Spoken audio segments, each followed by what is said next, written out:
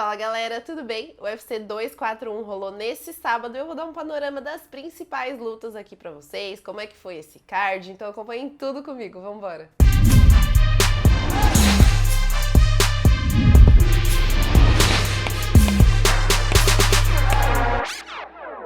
E para começar, vamos falar de Yoel Romero versus Paulo Borrachinha. Que luta foi essa? Juro, sensacional. Foi de tirar o fôlego mesmo, assim. Arrisco dizer que foi a melhor luta da carreira do Borrachinha também. Foi uma luta muito dura para ele, muito pegada, né? O Romero começou ali com um jogo próximo à grade, que foi ali de tirar o fôlego, porque ele se esquivava ali, estava tentando contra-golpear, né, nessa jogada aí. E com 2 minutos de round, ele já começou a se mostrar meio cansado, mas nada se passava de farsa, né, gente? Todo mundo conhece o jogo do cubano, todo mundo sabe como ele é.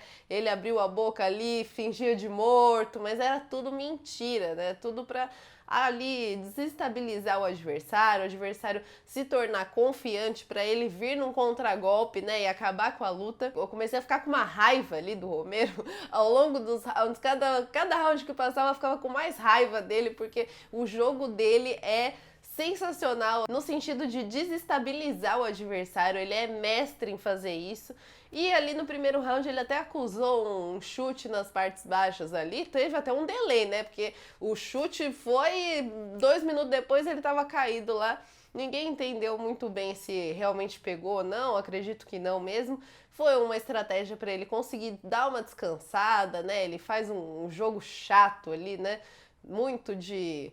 ele é bem malaco, né? E pra mim o ponto alto do round foi quando eles tomaram flash down, os dois tomaram flash down, né? O primeiro foi o Romero, depois o Borrachinha, todo mundo ficou, meu Deus do céu, que luta é essa? Foi muito bom mesmo. Já no segundo round, o Borrachinha teve um jogo um pouco frustrado ali, ele conseguiu dar uma encurralada no Romero próximo à grade e golpeou ali como se fosse a vida dele, ele soltou vários golpes, mas o Romero não acusou nenhum. Então nisso ele gastou muita força, né? Muita energia, acabou ficando cansado na metade do round. Eu senti o rendimento do Borrachinha baixar um pouco mesmo, e ali o Romero começou mais nas provocações ainda, né? Começou a mostrar a língua, começou a provocar daquele jeito dele, só que a provocação foi ficando cada vez mais forte ali no segundo round. O primeiro round para mim foi do Borrachinha, o segundo do Romero, e o terceiro foi decisivo aí para eles, né? O Borrachinha entrou um pouco no jogo até do Romero, né? Começou a mostrar a língua também, começou a chamar o Romero pra luta, baixou a guarda ali, tava vendo ele dar uma de Anderson Silva ali, porque o negócio tava pesado mesmo. Um jogo que pra mim o Borrachinha precisa melhorar é a guarda, porque apesar dele estar com a guarda alta ali, o Romero conseguia golpear, conseguia vazar a guarda ali do Borrachinha, mas eu acredito que esse seja um ponto pro Borrachinha melhorar, além do gás. Essa guarda dele é um pouco vazada, ele tomou muitos golpes, ele absorveu bem os golpes, né? Acredito que no quesito de absorção de golpes ele está muito bom, mas a guarda dele poderia melhorar para ele não tomar tantos golpes assim, né? E essa foi a primeira luta que o Borrachinha fez 3 rounds, né? Eu achei ele bem cansado ali, ele tava bem ofegante mesmo. Ele falou que ele aguentaria até 5 rounds depois, né? Falou que era a estratégia dele, mas eu acredito que ele possa melhorar ainda mais esse gás aí dele para fazer uma luta de 5 rounds bem mais tranquila. Achei que o rendimento dele foi baixando ao longo dos rounds. Foi uma luta muito dura, muito pegada. O Romero não parece ter 42 anos, lutou pau a pau com o Borrachinha ali, que tem 28, foi uma luta muito dura mesmo, a melhor da carreira do Borrachinha, e agora o Borrachinha tá esperando, né, o vencedor entre Robert Whittaker e Israel Adesanya, que vai acontecer lá na Austrália, dia 5 de outubro, o Borrachinha já pediu pra ir lá, pra ficar ligado de perto nessa luta, ele quer ver o adversário dele ali dentro do octógono, e ele pediu isso pro Dana White, né? Vamos ver se ele vai ser atendido, se ele vai estar lá mesmo ou não, mas esse é o próximo passo da carreira dele, esperar o vencedor de Israel Adesanya e Robert Whittaker, o Adesanya que tá com o cinturão interino aí, vamos ver como vai ser essa luta. Bom, e o co-main event foi entre Anthony Pettis e Nate Diaz, né? Os dois que travaram uma lutaça ali, o Nate com aquele estilo dele meio bad boy, né? Já entrou todo todo solto ali, todo em casa mesmo. E no primeiro round o Anthony Perez conseguiu 3 cruzados de direita ali que pegaram o Nate, atingiram ele em cheio, ele ficou meio bambeado ali, mas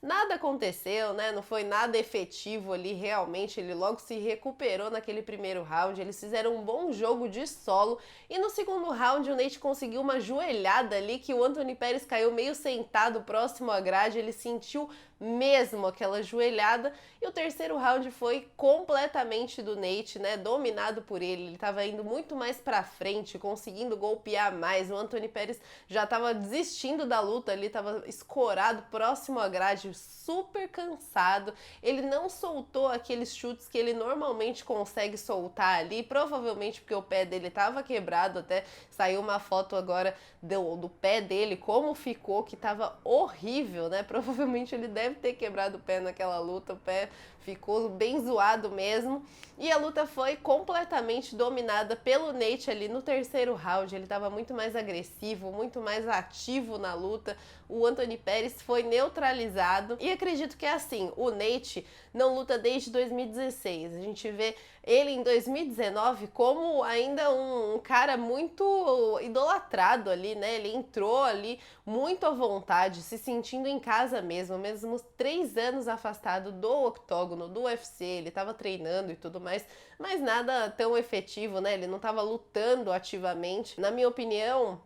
É uma coisa que acontece muito a longo prazo, né? Assim, por mais que tenham nomes bons que venham fortes e tudo mais, os nomes antigos ainda estão muito enraizados. As pessoas gostam de Nate Diaz, de Conor McGregor, de José Aldo. As pessoas gostam desses nomes fortes, assim, que causam uma polêmicazinha, como no caso do Nate, do Conor, que também tá fazendo várias cagadas, mas isso não vem ao caso. E acredito que, assim, o nome dele ainda tá muito forte dentro do UFC. Ele voltou, ele não tava nem no ranking, ele já pegou um cara ranqueado, né?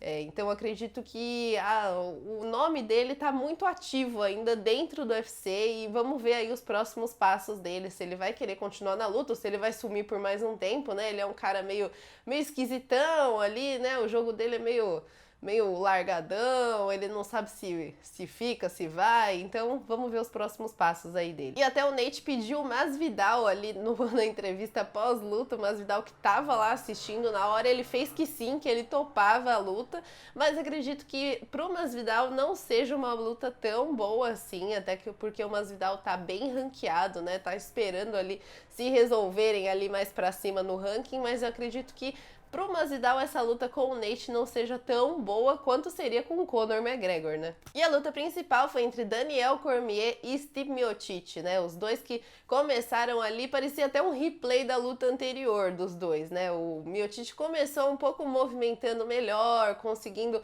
uma movimentação mais ágil ali, mas logo o jogo virou para o Cormier, parecia a mesma luta, os dois bem na curta distância ali, no jogo que o Cormier gosta, né? Já que o Cormier é menor e tudo mais, para ele a curta distância é o melhor caminho. E fora as quedas, né, gente? Porque o Cormier é o mestre em dar queda e ele conseguiu quedar o Miocic logo no primeiro round, até ficou com ele ali em impulso, segurando ele, deu uma olhada pra câmera, se sentiu bem à vontade ali naquele primeiro round, até jogar o Miocic pro chão. E naquele jogo de solo, teve uma hora que o Cormier conseguiu entrar ali na guarda, não tava uma posição tão boa, né, se você for pensar, mas ele deu uma castigada ali no Miocic, no ground and pound, conseguiu bons socos ali, bons golpes que possivelmente poderiam até acabar a luta ali, mas não acabou naquele round. Até chegar no quarto round, o jogo tava muito bom pro Daniel Cormier. Até no terceiro round, Miocic tentou quedar o Cormier sem sucesso nenhum, tentou no double leg, tentou dar uns chutes ali para quebrar a base dele ali, mas nada aconteceu, nada tão efetivo, até que no quarto round o Miocic veio com uma estratégia completamente diferente. Não sei se ali foi uma jogada ali dos corners dele, dos técnicos dele, mas ele começou a golpear ali na linha de cintura, né?